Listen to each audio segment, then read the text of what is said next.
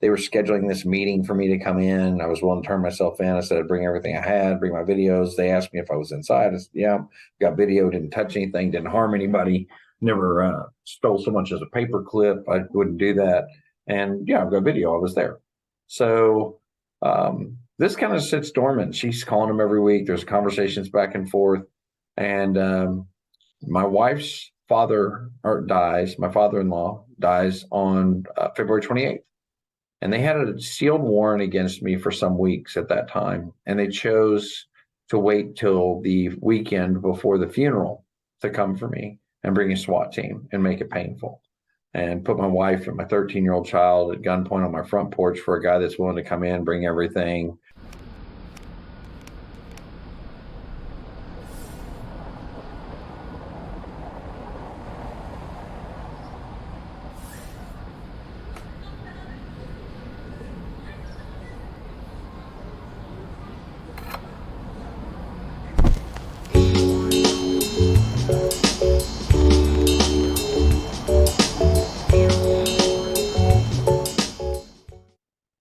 Welcome to another episode of The Professor's Record. My name is David Clements, and tonight I'm joined by Treniss Evans. Many of you are familiar with Treniss through the documentary Bloody Hill. His advocacy for the J6ers is second to none. We've run into each other a few times over the past couple of years, and we keep kind of crossing paths in part because of our shared desire to see some alleviation of the suffering of our J6 family, and also hopes that they can actually get a fair trial. So with that, Treniss, welcome, and thank you for joining me tonight. Hey, David, thanks. It's really an honor to be here with you. I mean, the prisoner's record's well known. The professor, I mean, everybody knows who you are, and it's you guys are all just my conservative heroes, if you will, that I was watching on stages and on shows all over the country. I mean, when we were talking election fraud and what we were talking about back in November of 2020, where people were trying to get to the bottom of this for us all. And, I was out following around the Stop the Steal rallies and listening to you guys on stages and listening to you guys on Lindell's summits and what have you, and seeing all, so many great people standing up for our country and talking about the truth and telling us what really happened there, and saying, hey, this is mathematically impossible, here's what's happened, here's some of these factors, and then somehow that your life gets spun around, turned upside down, and you end up right in the smack dab in the middle of all this. It wasn't an ambition of mine, it wasn't a life goal, it wasn't a dream. I was quite content running a business and semi-retired and being at the lake and being with my family and coaching junior golf, volunteering to do that. And I was a happy guy doing what I was doing until things went sideways in my country, in the sense of the election starting it, and then January 6th. And I just could no longer focus on the election. I had to get into the January 6th realm. And, from the very beginning there, being present there and seeing what they said on the news, I'll never forget the moment in Freedom Plaza, David, where I'm sitting there and I'll hear Joe Biden come out and say this was an insurrection. Everybody there's a seditionist. I actually had to look up what, I loosely knew the meaning of sedition, but I had to look it up from a legal perspective, and I fell apart when I saw that. So, I'm sorry. Well, Somebody's trying to Skype me. Well, there are certain leaders that just emerge by virtue of their work ethic, and I would lump you in a very, very small but special group. Dave Summerall's another guy. Once you met him, you just get a sense of his heart for his country and his fellow countrymen. And I cover and watch your work from afar, and I see a relentlessness and commitment, which is just so appreciative. So right back at you, Trent. For those that don't know you, and I'm sure you've answered this question 1,000 times about just your general biography. But because my audience may not be familiar with you, could you just give us a thumbnail sketch of who you are, Treniss, before and after J6? Wow. So I was married to a liberal for over 20 years. We've raised 2 children together, and we're still married. She's just no longer a liberal, interestingly enough. She still has some of her liberal ideology, and it gives us a healthy balance in our household. I would say it's not the detrimental kind. She's kind of more along the save the whales line than pave the planet and big business. And, which typically a lot of our conservatives kind of lean that direction. I think it creates a healthy balance in our household and a healthy reminder. We can always kind of say that, not that either of us has a lack of the other, but I'm the brains of the operation. She's the heart of the operation. And, that's kind of our roles. But being said, we were really apolitical. Like, we just didn't get involved. I mean, I didn't scream at the TV about politics. I didn't care. I stayed out of it because and people say, well, that's crazy. I say, well, if I were to go vote and my wife were to go vote, our votes would cancel one another. So she was going to vote a left ticket. I was going to vote a right ticket. So neither of us voted we had the luxury of not having to vote or be involved because it was, I made a good excuse, and I still find great reason in that. However, after what I saw Trump do in 2016, I really thought it was just, it was another blowhard politician guy. I don't know. This sounds kind of good. Yeah, it's a great shtick. Let's see, and after I watched what he did, somebody that actually tried to deliver, whether he got it done or what he did or didn't get done, you could see the effort to deliver, that to fall back and hold tight and to continue to withstand all objection and all turmoil and all the attack, and to attempt to continue doing what he promised the constituency would do. And he was doing stuff, and I was pretty amazed. So 2020 comes around, and I told my wife, I said, I really want to vote. She said, well, yeah. She says, I can't vote for Joe Biden. She said, I'm going to vote libertarian. And I said, you're going to vote libertarian? And I said, yeah. She said, I think they've just gone too far crazy. And I was like, hallelujah, I get to vote. Anyway, that doesn't make sense. We're not going to cancel each other. Let's do it. So hadn't voted. I had to go get registered to vote, and come to find out I'd been registered in San Antonio through a group called Votel Latino for some time and had voted in some previous elections. That's Weston Martinez and others going, and yeah, this is fact. Comal County Republican Party knows about this. Bexar County Republican Party know about it. So I'm sure I'm not the only one. This isn't a strange story, right? But anyway, so that's another story. But moving on, when I saw what happened in our 2020 election, I didn't come running to the rescue or to the engagement or involvement of what I saw there because, and I'm sorry, David, nothing against you, but certainly not because of Donald Trump standing up there and saying my election was stolen. I drove great question. I traveled this country quite frequently, and I just didn't see the Biden support that I saw like I did for Trump. I mean, as a matter of fact, you had global support for a guy, for an American president. It was very interesting. We saw the boat parades, we saw the truck, we saw the things that were happening. It was I think it's argumentative, at the very least, and probably accurate at the best, that there's never been support for a president in the United States like there's been for Donald Trump, or any political figure for that matter. At any rate, but moving on to through that, I saw what happened. It was more so really for me. I was the guy that sat home and watched all 6 states. I watched the bipartisan hearings. I watched the court cases. I watched what was going on there. And I listened to my fellow Americans, the people that delivered affidavits and said, hey, there's something wrong here. And they were willing to, under the penalty of perjury. I mean, that really sat with me because I have no criminal history. And I'm thinking, man, to go and lie to the federal government and say, or sign an affidavit under the penalty of perjury up to 5 years in prison and say this happened, rather how big it may be, whether I drove a truckload of ballots or I saw somebody change 2 ballots. But there was these 12 or 1,400 affidavits. I struggle to remember the actual number that Giuliani was waving around and so forth. And it really started driving the questions. And I see people like you, and I see people like Seth Keshel, and I see Lindell, and I see all these people coming out and talking. And I'm going, something's really not right here. And I decided that it was time to get involved. And I thought this was important enough. And my wife actually comes home from work, David, and I have my bags packed. And she says, now, remember, we have 2 teenage boys, at the time, 13 and 18, a senior in high school. and she says, are we going somewhere? She must think that somebody's died or something. We don't just pack our bags and do this. We've been 20 years together at the time. And I said, no. I said, listen, there's these election rallies about, this stolen election that, I've been following. And I think it's really important that people stand up, get involved, make their voice heard. I think that there's a cause for this, and it's something I feel like I need to do. And my wife says, we're in the middle of this pandemic. She said, I know you don't think that. I said, but still, the hospital's full of people that are dying. I work in one. I'm an RN. I said, yeah, I know.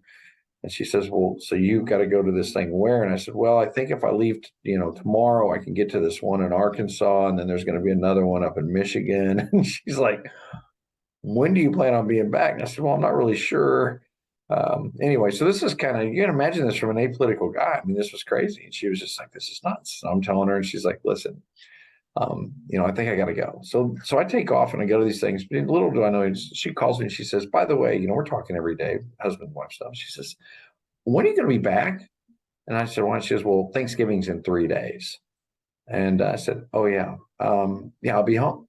So I get home for Thanksgiving. We're at Thanksgiving dinner table. Everything seems back to normal. And she says, well, I'm glad you got to go and get that, do what you feel like you had to do. And I said, well, honey, I said, listen, I said, I know this is going to sound, a little difficult, but, I said, I've been doing a lot of praying about this. I've been thinking about this a lot. And I think Jesus wants me to get involved. The Lord wants me to stay this path. And I think I need to continue. And there's a lot coming up. And she says, well, what? And I said, well, I think if I leave tonight, I can get over to Savannah and go do some more canvassing and be back over there. They need help. They're canvassing over there. I want to get involved and do my part, civic duty things. She says, you don't live in Georgia. You don't live in here. And I said, well, and anyway, so I ended up sleeping upstairs in our guest room. And my wife came up and she had to talk. I was up there kind of getting things together to sleep, go to bed. She says, she says, I've been doing some praying too. And I think that it might be a good idea that you go ahead and leave tonight before you get a chance to meet Jesus. I think she meant it. I don't think she was very happy about this. And I left. I mean, it was so bad that, when my wife called me again, we were talking about coming home. And she calls me and she says, when are you going to be back? And I said, well, then, look, she says, you got to get home. Christmas is in like 4 days. And I was like, oh my gosh.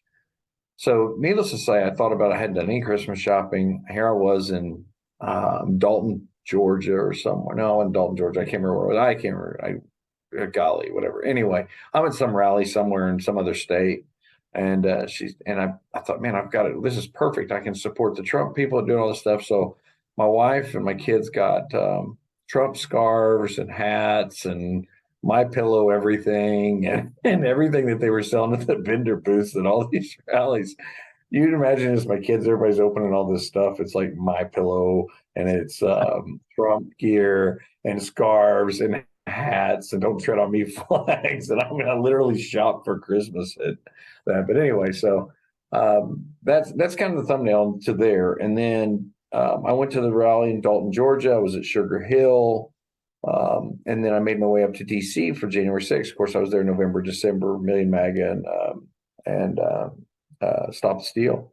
And I got there in January and everything was fine, same tone, except, I was a little more prepared for dealing with Antifa and BLM as I had dealt with them. I'd had interactions with them by now in the streets in multiple places. And being there January 6th, people always ask, people ask why so many people wore tactical gear. I was like, well, you obviously hadn't been to a rally in DC and seen what happens, that they show up in full tactical gear, swinging bats, and, you need to be prepared for that. Now, I chose not to wear it, tactical gear. I didn't think it was necessary for me, but I was keeping a close eye. I was very vigilant. And I was very disturbed by January 6th. I mean, I was there. I went in the building. I advocated for being there peacefully. I advocated for demonstrating. And I thought, I've seen how many people in the Capitol building protesting over time.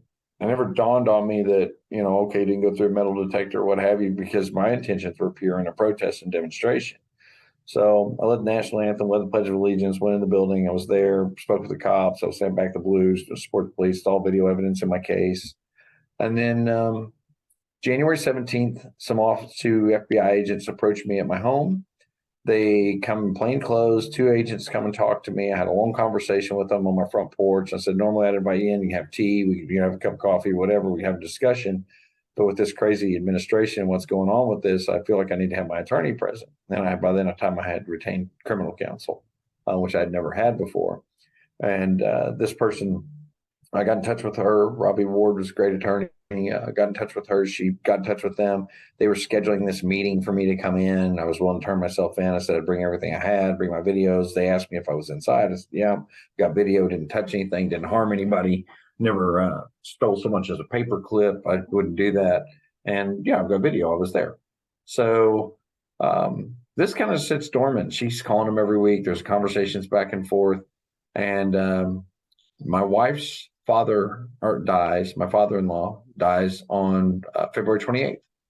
And they had a sealed warrant against me for some weeks at that time. And they chose to wait till the weekend before the funeral to come for me and bring a SWAT team and make it painful. And put my wife and my 13-year-old child at gunpoint on my front porch for a guy that's willing to come in, bring everything. I told them I'm not going to destroy any evidence. I'm not getting in trouble. And they didn't care. They wanted to make their shock and awe, just like they said. And they did that. And we have those videos. We've posted them there in Bloody Hill and some of the other stuff that we've done. And it's just it's always disturbing to me. I walked out of my house that day in handcuffs, and I said to one of the officers that was standing there smirking, I said, "You've made the greatest mistake you've ever made. I'm telling you now." And he laughed, and my wife heard all this, and she said, "Oh Lord, I knew you meant it when you said it. And when he laughed, I know it made it worse." And it's not out of spite or vengeance. The idea that you would take someone that says, "I'll turn myself in, I'm not going anywhere. I've been, married all these years, we have children. I'm not running from anything. I didn't do anything, of that nature." And you send a SWAT team to get them for shock and awe, to scare my family, and to put my children at gunpoint on my front porch, drag my wife out in her nightgown, pre-dawn raid nonsense. My child is on his way to school. I mean, just that's never going to set well with me. And I can't ever forgive the people in the government that took part in that have done these things. And for that, it really kind of spawned something in me well beyond my interest in the election. I mean, don't get me wrong, I still have a very devout interest to the 2020 elections, and I've talked to a lot of people that you work with and yourself and many others over time. But in a nutshell, that really changed things for me, because all they had to do is say, "You better be here by tomorrow at this time and bring everything you were wearing in your video." And I would have been there. Yes, sir. So how is it that two plainclothes officers can come and have a conversation with me and we're just fine and shake hands, and I say, "Yes, sir, no, sir, I'll be there, whatever you need me to do. I'm totally going to comply with law enforcement. I got nothing to hide." And you have to send a SWAT team back for me. That didn't set well. And I knew that was part of their campaign of shock and awe, and that essentially this is the terrorism that the federal government, the jackbooted thuggery that we're experiencing right now. So that's kind of what led to this. And then let me say this. Sorry. Treniss, I'm going to put a link to Bloody Hill in the description box below. I watched it, and I'll be honest, I was so angry. And I did not have dry eyes by the end of the documentary. It was so well done. And, just you talking right now brings me back to, how that was depicted. And there's other documentaries out there. For whatever reason, that one really resonated because it was very, very thematic. I think any J6 documentary is going to be disturbing for different reasons, especially when you get to know the people in this movement. The left thinks we went and did horrible things. The people that were there know that we didn't. But when you try to have that conversation with someone, how do you convey that? Listen, I didn't do all that. Well, the news said you did. The government said you did. We're looking at significant felony cases tied to sedition and conspiracy. This is not dissent. It's disorder. It's chaos. Orders on sedition. And it must end now. Focus on the most significant charges as a deterrent, because regardless of if it was just a trespass in the Capitol or if someone planted a pipe bomb, you will be charged and you will be found. That is the discord that divides and conquers us individually. Left or right doesn't matter at that point. It's the government over the people, not the people over the government. I'm not threatening you. What I'm telling you is the people have grown weary. The people are now seeking the truth. Your overzealous nature, your action, your show of strength and shock and awe and force is not sitting well with peaceful people. We had an inauguration on the 20th. So I wanted to ensure, and our office wanted to ensure, that there was shock and awe, that we could charge as many people as possible before the 20th. And what will happen, in my prediction, is you will end up like the Nazis. So many people that I've met that have come up to me at these election integrity events and saying, David, I was there. And what's sad is that there's a million people that were there that are scared about the very event that you described happening to you. They're wondering if they'll kick in someone else's door or place a spouse at gunpoint while their husband's being put in handcuffs. Could that happen to me? And we've got some I would call guardian angels in the movement that are financially taking care of many of the J6ers because they were there and they were spared. There's kind of like this guilt, like how can I sit here on the sidelines knowing that could have very well been me. So I encourage anyone who hasn't seen that to please watch it and share the documentary. But Treniss, I want to shift gears real quick. Yeah, sure. Because right now, all of the, all the chatter on Twitter and everywhere else is the last two nights on Fox News. Tucker Carlson got some unseen footage, and we kind of had a chuckle before we rolled the camera because there's so much footage that is so explosive that you've sifted through, I've sifted through, that's been available. And I think last night was very powerful because of the Jacob Chansley footage, because it shattered some of the myths that were out there. But I'm going to be honest, tonight was really underwhelming. I think it was like, are we dealing with, what do we call it? There's a term for it. I actually posted on Telegram. I'm drawing a blank. But where we just get a little bit of the truth, but the devastating truth has still been withheld. It's just one of those things where I just desperately want the attorneys and the J6ers to get all of the footage. I don't like having curators and as much as Tucker's helping, I don't like that the fate of so many J6ers is in the hand of a Fox pundit that really hasn't covered the J6ers with intensity over the past 2 years. What are your thoughts? So, David, I was contacted by Congress, I was contacted by other, let's just say, elected officials at some very high levels in 2021 to come and serve them as an expert, kind of a guide, if you will, a guiding light to what's real, what's not real, who can we talk to, who is real, who's not real, kind of scenario. And I served those individual interests, or a single individual mainly's interest in his attorneys, household name that in those interests at that time. And then I was contacted by Congress just a few weeks back and asked to make a trip to DC and visit with them. I met with them, and it was kind of an informal deposition, I think, if you will, would be a good description of what happened there.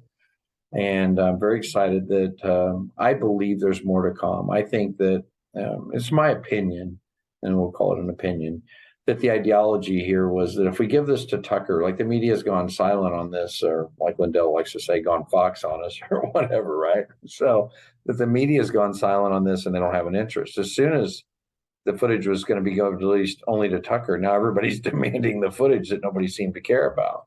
I think it's well played McCarthy. That's what I think there. That's my opinion. I have reasons to believe that was the plan all along, and it seems to be working, whether it is or not the plan.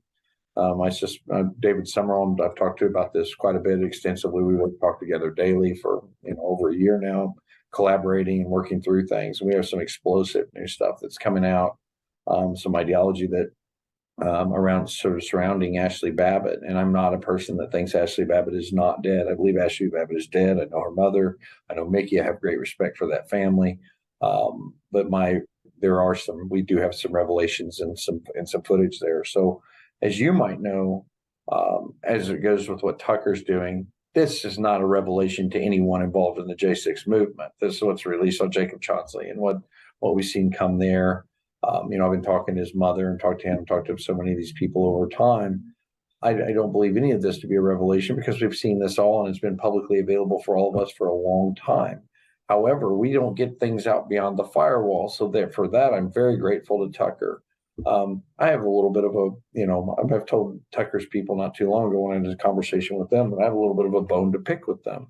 I said, I called you guys on June 10th of 2021 and told you that I could absolutely, beyond a shadow of a doubt, prove that the select committee fraudulently altered timestamps, altered evidence, altered videos, and through omission and commission, some of the things that they did there in their Hollywood theatrical account, if you will, that they called evidence for the American people. I'll never forget the words that came out of Benny Thompson's mouth. He said, I now enter into evidence for the American people, the events of January 6th. And I about puked when I watched the so-called events because I was one of the people there front and center on a megaphone, and they clipped. Another revelation that ties to this is all really recently, a few months ago or in the last couple of months, Donald Trump's full statements from Twitter hit, what he said on January 6th. Well, those are no mystery to me or anyone that's seen Bloody Hill, or any of the rest of us, because I read that in statements entirety from a megaphone atop the Capitol steps to the people. Richard Barnett was standing next to me. There's some kind of iconic people in this. For those of you, I know who Richard is, but maybe everybody doesn't. He was the guy that had his feet up on Nancy's desk, which, disrespectful, maybe. Okay, I'll give you that. But he needs to go to prison for how many years for this? Insane, my opinion. But moving on. So what I tie this all together real quick, I'm sorry, I don't want to go too long here on this segment, but the idea that Tucker is releasing revelations are not revelations to any one of us or anyone that's been involved in the movement, but they are revelations to, I don't know what is 3 to 5 million viewers, whatever it is. And then the saturation rates on that will be pretty good, I think. So it will enlighten people, and it is now coming out from behind the firewall. When the mainstream media would actually pick some of this up and deliver some truth, that's a whole other question. But tying all that together, last part is that, you have people like David Summerall, Gary McBride. People from your team, and there's so many people have delivered so much, but we've represented or been involved in the legal advocacy of somebody, some of the people. You remember the Stuart Rhodes scenario? We were, involved in that for a short while. I helped Stuart find that new attorney along with Hong. We worked on that together, and we got Ed Tarpley in there, and then Ed Tarpley gets shut down by Linder and Bright and gets kind of, sit to the back of the room. Then we have, now we're dealing with Dominic Pizzola, and I got Roger Roots into that case to help Metcalf. And, there's a lot of good people out there fighting, but the information, it's sad. The amount of discovery that I've watched that I can't share or release because it's, so it's not been out or not been used in court is disgusting. And when the American people actually see what's behind the firewall, I think they're going to be very disgusted. What Tucker gave was a drop in the bucket, and it's not even the egregious pieces to go with what you just said. Like they gave you this little bit, they gave you a tidbit of the information, but it's nowhere near what's real and relevant that will really kind of knock your socks off, so to speak. When the American people see that, they're going to be disgusted. So I think probably what would be prudent is that, yes, let's be thankful that we're reaching a newer audience, but there needs to be, I think, a level of we don't need to condemn Tucker. We don't need to praise him. We need to keep him accountable to continually drop more and more video footage and simultaneously demand that it all be released. Because I'm telling you right now, legally, there are many plea deals that were reached through coercion that need to be undone. There's many sentencing hearings that need to be vacated. And there's trials that are going to be conducted where, this information is it just shatters the narrative. So that's a good thing. And I think once you drop that type of grenade, for better or worse, it's going to help the defense going forward, at least in the court of public opinion. I'm hoping that some prosecutors and judges will face justice for what they've done, because they have knowingly swept so much under the carpet. And what they're trying to do is get stipulations for people to waive their rights. That's the tactic that I'm seeing over and over. It's if I can just get people to agree to waive their rights, then they think they can wash their hands of this, and that's disgusting.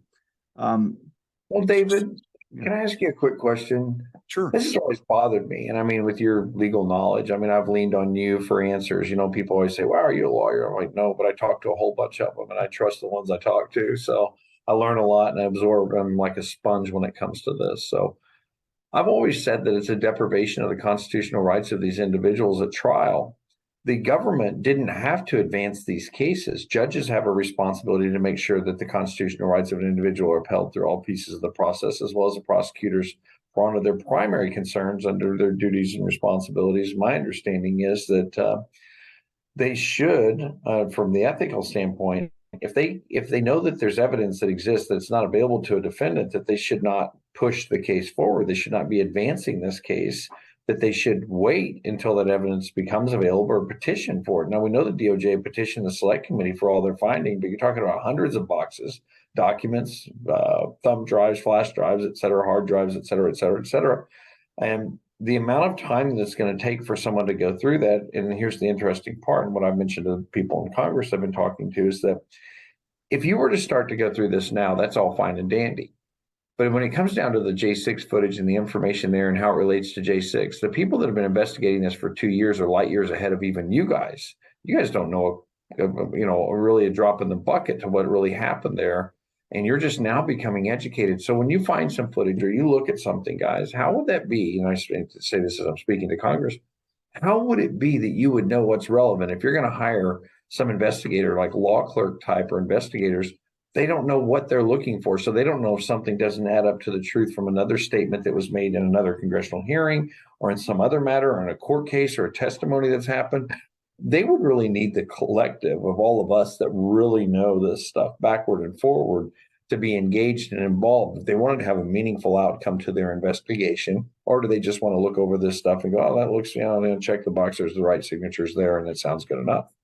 So that's a problem. Yeah. That's a second problem. Well, I'll echo this. Normally, if you're not in a position to produce everything, and you know that there's a ton of evidence out there, you've got to comply with this case called Brady, which I know you're familiar with.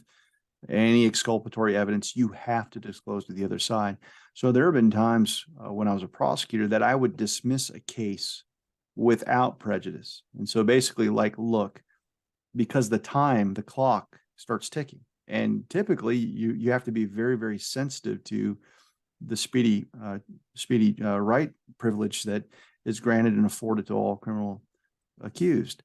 And what I'm seeing here is basically, I guess the thing that's most troubling is that the defense attorneys, I don't see articulating that not only are your clients or my clients entitled to a speedy trial, but a fair trial. It's not either or.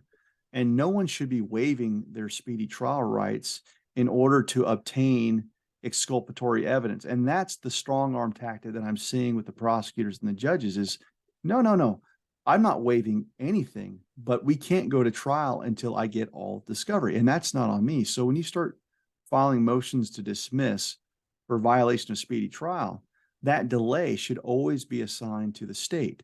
And the state writ large. And what I mean by that, it's not just the prosecutor. It's not just the judiciary.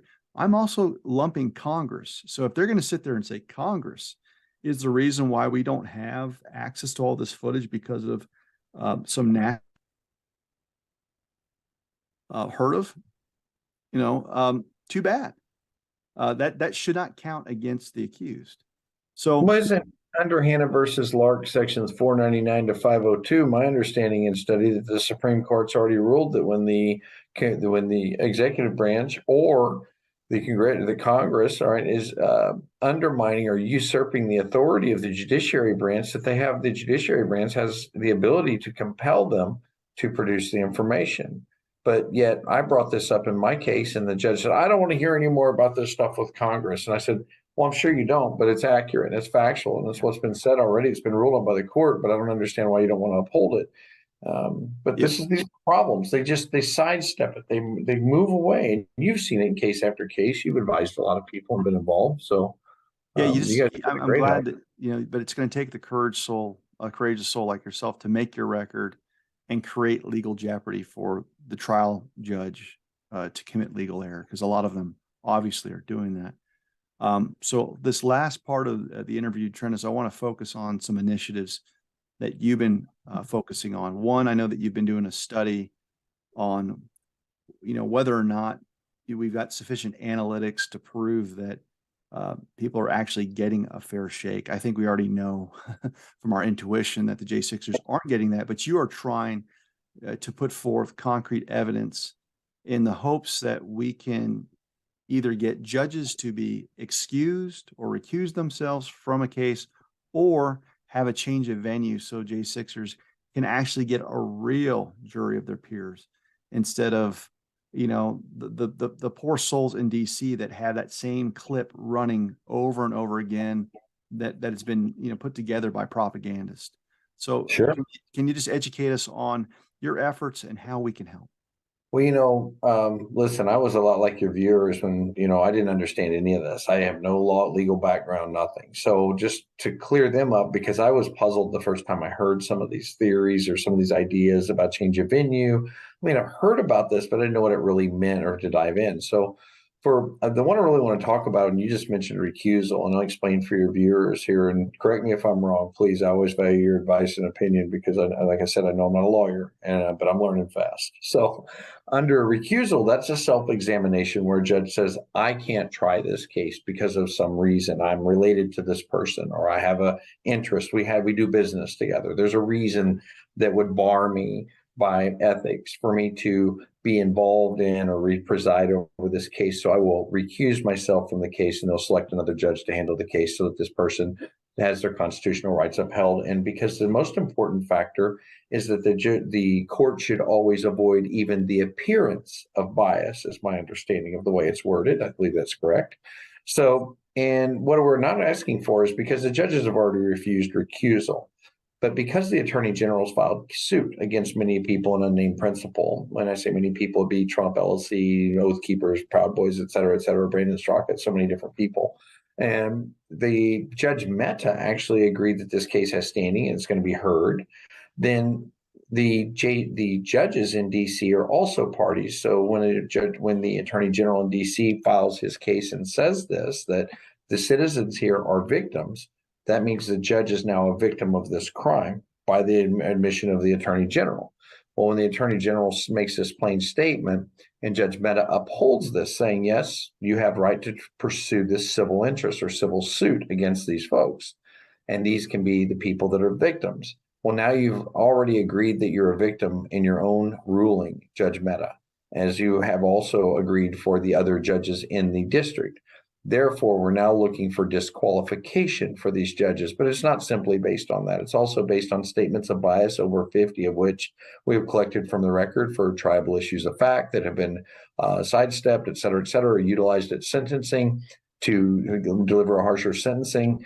Moving on from there, that would, if we were to disqualify the majority of the judges in the district, then this would put us in a position of they would either have to have visiting judges come in, or the more realistic solution and less radical ideology would be that we would go ahead and give change of venue, which there's several arguments for change of venue that haven't been properly heard, or they haven't been heard by a judge that's not in his own right bias, or her right bias. So when you think about this, if you say that I left Texas with the idea to come to Washington, D.C. to obstruct Congress, then the crime actually originated in Texas.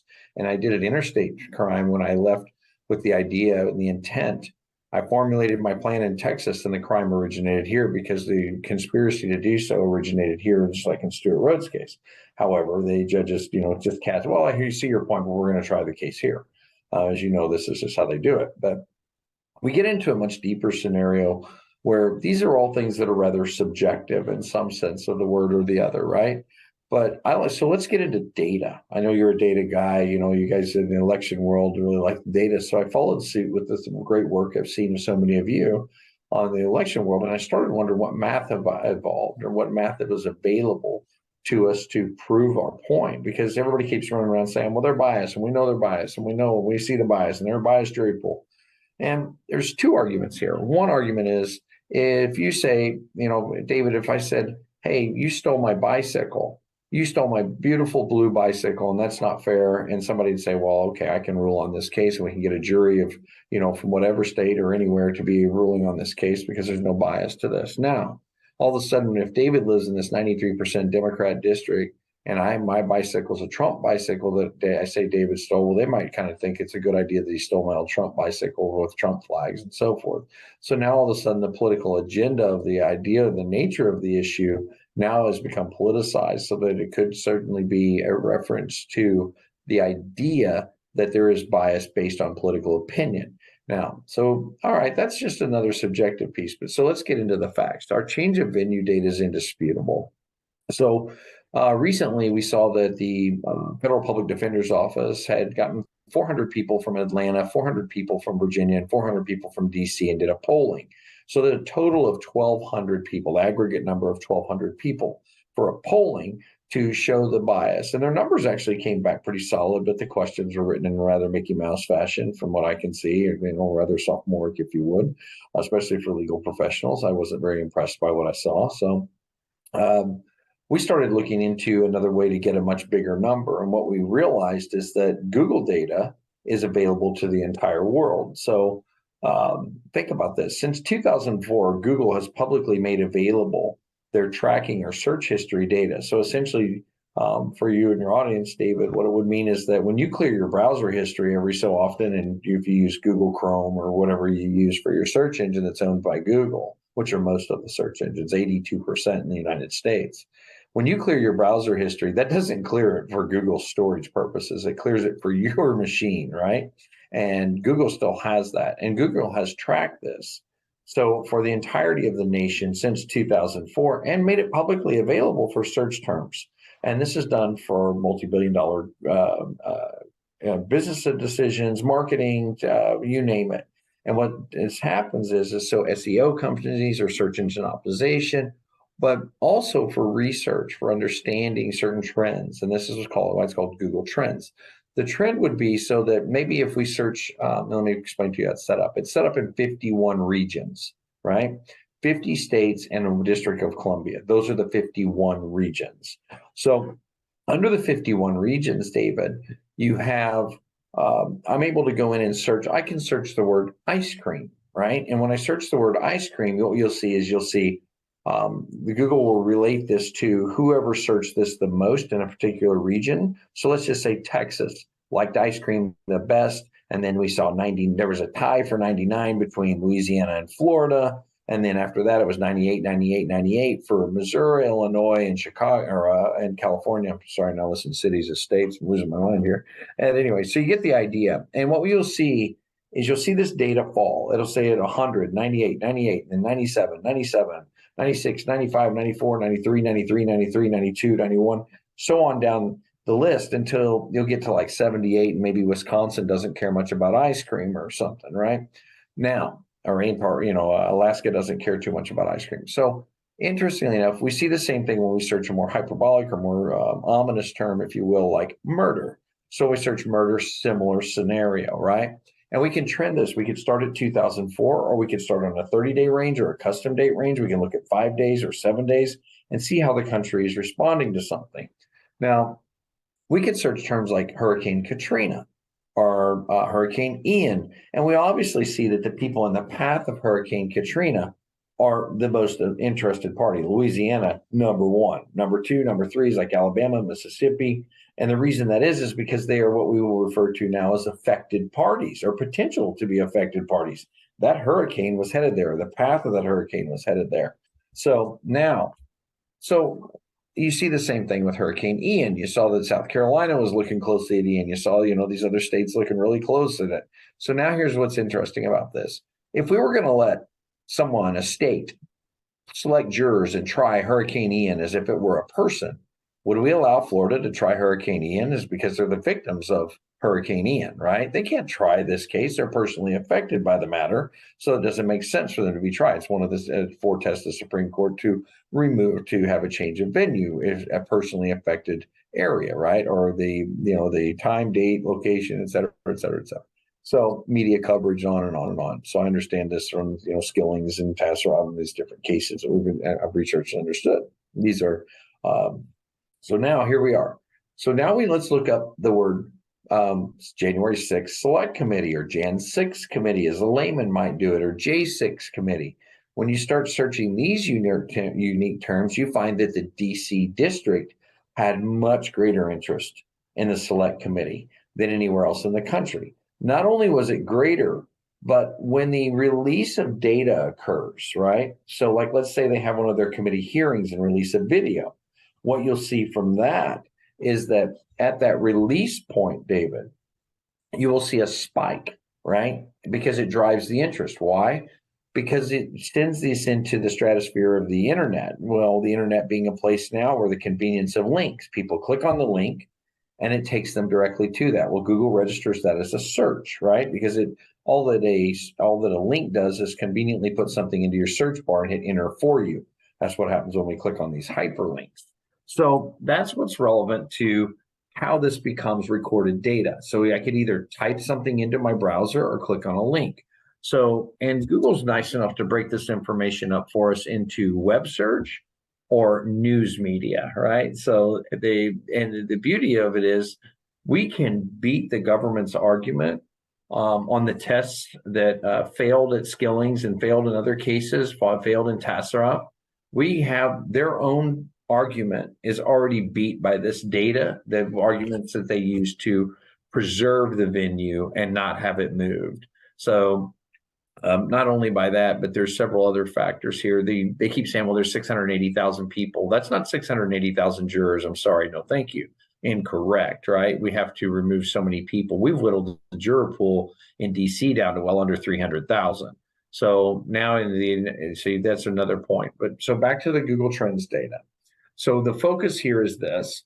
So when I start searching terms like the Oath Keepers, right? DC takes an interest in the Oath Keepers at a disparity of 6-1 over anywhere else in the entire nation, even Dallas, Texas, where Stuart Rhodes was residing.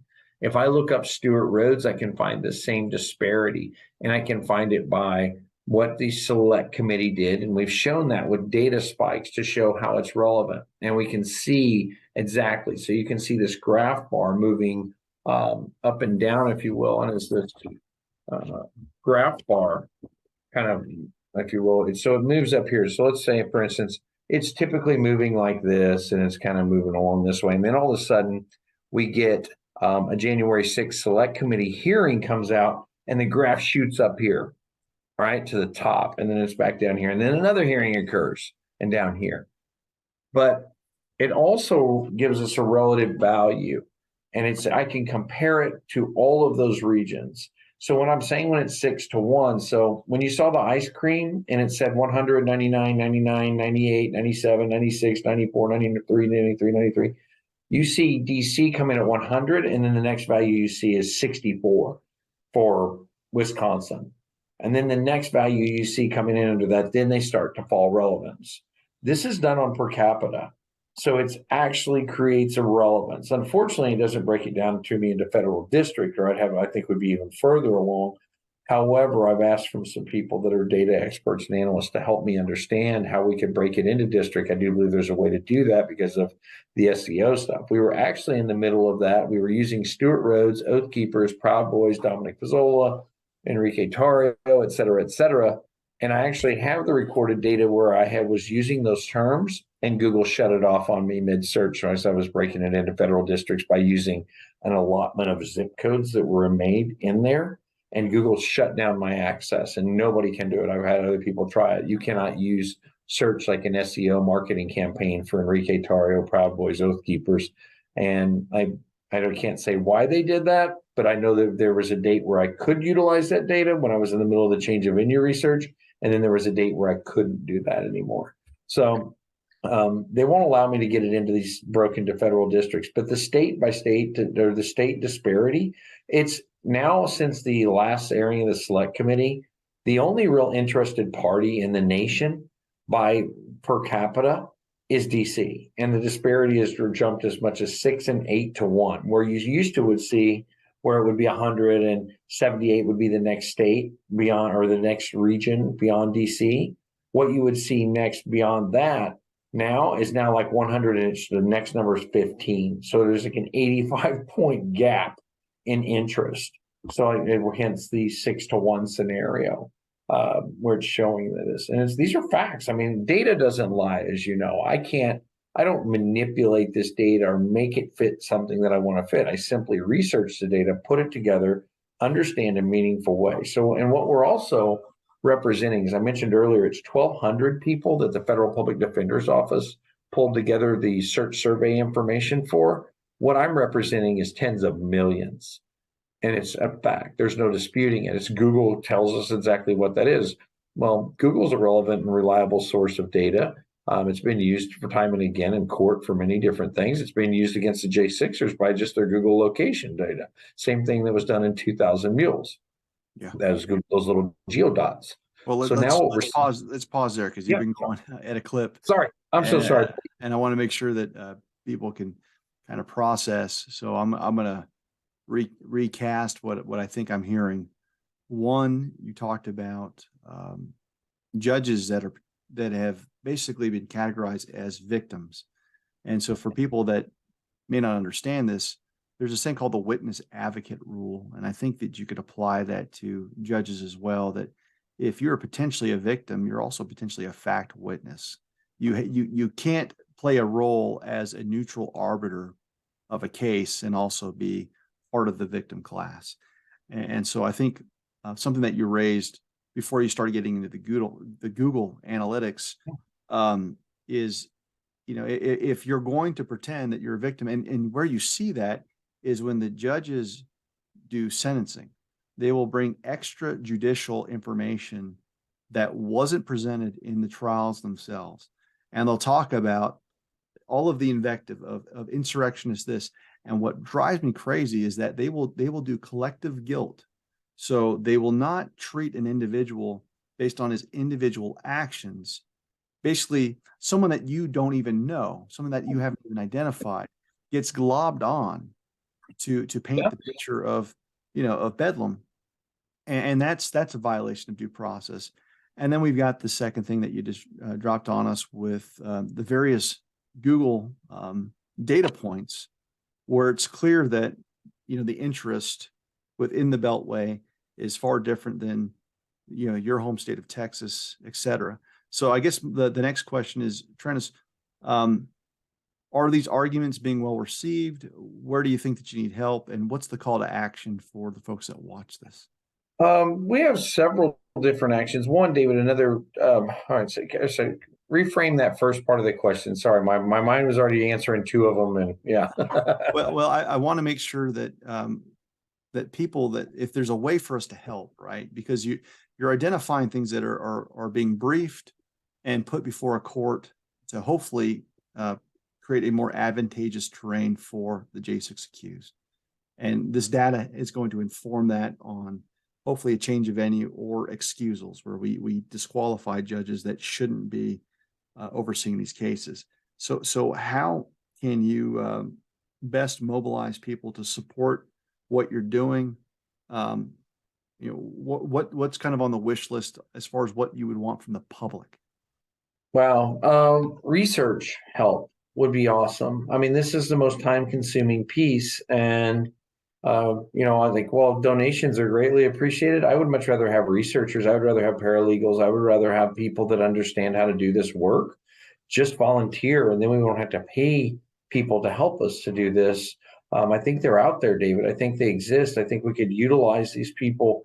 We could further this action. It's really, while it's explosive and it's more data and more proof for change of venue that's ever been provided to the federal court for a good cause, then it is actually in its infancy. I think that structurally, it's only just beginning. And I think that, we've kind of put in the ground floor, if you will, or maybe the foundation. But I think there's so much. Well, I know there's so much more, but it's a limited amount of time. You have to run these search terms. You have to run dates. You have to create slides. You have to get it in exhibits. And so we've kind of moved on to some other stuff. We're hoping that somebody would pick up this torch on what we've done there. Because we've done this. I wasn't excited about how it was written or how it was filed, but it was filed in Christopher Albert's case, and I think it's a weak version of it. And it's not, I'm not being trying not to be offensive to the counsel that have filed that, and I'm appreciative that they've done it. But It can be there's improved other upon. cases. Yeah, Sir? it can be approved. What I'm hearing is that it can be improved upon, and Yes, it could be amended and certainly be a better service, I think, to J6 as a whole. And I think it has a real shot. Here's the thing. People say, oh, well, you're never going to get anywhere with that. Well, one thing I've learned along this study, and this is, juvenile or, to you or, but to me, that, law libraries are full of cases of every cases of, in there was somebody thought that they had a winning case or thought they could win something. Or thought they were right. And there's also the idea that every law in our books was at one time a case of first impressions. So I don't think we're really necessarily dealing in the case of first impressions. I think that we are at kind of a first moment for this type of data and the usage of it and for it to be there. We live in the digital age. This used to be done by, prosecutors in 1950 would bring in a stack of newspaper articles and say, or defense counsel, I'm sorry, and say, we must have change of venue, judge. Look at all these newspaper headlines about this in this area, about this murder. And they would get granted change of venue because of massive amount of news media. But the judges make the error and mistake. And I was really so hopeful for Nick Smith. He was on the right track, and he just didn't have the data to back up what he was saying. He said to Judge Mehta back some time ago, or I'm sorry, Judge Kelly, in the Proud Boys trial, he was saying, look, Judge, I was coming in, NPR is covering this. And he says, well, yeah, but NPR is a national, news resource. And he says, well, yeah, but it's, this was locally stated, and he didn't have the correct metrics to prove it. He made the right statement, but he didn't be able to show, hey, this reaches 9 miles outside of DC or 19 miles or whatever, and that's it. And these are the people that are hearing it. So that's the problem. But anyway, so the call to action would be back into getting people to come and volunteer and help with this effort to prove this effort is correct. I mean, the data speaks for itself. We just need more of it, and we need that put together. So is there a particular place that you would direct people to go to contact as far as, I mean, I know that we have a network on the prisoner's record and discussion groups and admins, but it's like, it's a loose coalition of people that are stepping in where they can. Is there a particular place that you can vouch for from what you've seen that you'd love to see either financial support or just put your talent to use if you're a gifted researcher? Yeah, if you're a gifted researcher, you can just email me at Treniss@condemnedusa.com. Send me an email. Okay. Please tell me, I want to just title it, I want to help research or something along that line, research help. We would love to have you. I mean, if it's very, a lot of this is layman's term work. I mean, you don't have to be a paralegal. You don't have to be an attorney to do this work. You can help with the research, help with building slides, help with that. And we turn this stuff over. I mean, we've given it, as you know, we gave it to Eric Clark. So the writ that we did on the, there for the disqualification doesn't have my name on it. I'm hopeful for it, but we'd like to amend that. We have stronger statements. We have more statements of judicial bias. One of the things, David, Condemned USA is my organization. So we've been gifted with financial resources. We've done things. We've been able to pay for housing for attorneys. We've been able to pay for defendants to have a place to stay or their family members while someone's in trial in DC. We have currently 5 bedrooms worth of places in DC right now where people are right down the road from that. It's very expensive. It's about $6,000 a month for these places. And just one 3-bedroom place is very expensive in DC. And we're paying this, and we're doing it all through donations. It's how we're helping people at trial. We're working with attorneys. We're doing exhibit work. I'm actually helping a federal public defender. I've been helping her for a couple of weeks on another case. So it's interesting the amount of people we're helping. Okay, we're putting together video information, doing fundraising, so much there. Okay. Well, so folks, if you're watching this, Treniss has just provided his email. I'll also have that in the description box below. Figure out a way to plug in and help. The other thing that Treniss mentioned that's very, very interesting, he's right. When you start looking at the old ways of change of venue, the reason why you would change the venue is that jurors are often instructed to not take into anything into consideration that is not heard within the confines of the courtroom. And when you're in a place like DC, which is saturated 24/7 with propaganda news, it's on the screen, whether you're in an airport, whether you're in a bar, you're going to receive someone's spin on the information. And that's where you're going to have a preconceived notion of someone's guilt before you even walk in, and that's where you don't get a fair trial. So I'm loving the creativity and the arguments that are being presented. And with that, Treniss, any closing thoughts that you just want to share with the folks that watch this? Yeah, David. One more thing here. So think about this. One of the latest arguments that have come up with that we're working on is that 20 different federal judges around the United States granted people bond, and after they granted bond, the DC judges, namely Beryl Howe, who interestingly enough is the most corrected or overridden judge or appealed judge in law, or loses appeals more than any other judge in the district on the record right now, who is the Chief Justice, is the judge that overruled 14 of these 20 different federal judges and said, no, by looking at the same information 14 other judges looked at and said, nope, this person's bondable, sign it off, here we go home, wait the trial. And Beryl Howe brought him into DC and held him indefinitely. So you can show this in over 20 cases now where those people receive bond. And we have statements from other magistrates that finally were saying, listen, I would give you bond on this, but there's no sense in doing this to you and giving you false hope. DC is going to call this in. If I don't do this, they're going to return this over and they're going to call it in. How did a magistrate judge make his ruling based on what's going to happen from a DC judge that he already knows ahead of time? And we have these statements of record. We have 20 of them. We know there has to be more. We'd love to collect those statements from the J6 defendants and make this a part of this writ of mandamus that we have going in the appellate court now and expand and amend that. Okay. Well, there's another call to action. So folks, if you're watching this, perhaps you're a J6 defendant that's fallen through the cracks and you're not connected with the network and you've got a similar horror story from a bond hearing or having someone that's failed to provide you with favorable conditions of release, please email Treniss and maybe we can add that to the library. Treniss, I just want to thank you for this time. I hope that we can do this again. And I just such an admirer of your work ethic on behalf of the J6 movement. We're just so fortunate to have you. So prayers up for you and your family and the J6ers going forward. And here ends this episode of the Professor's Record.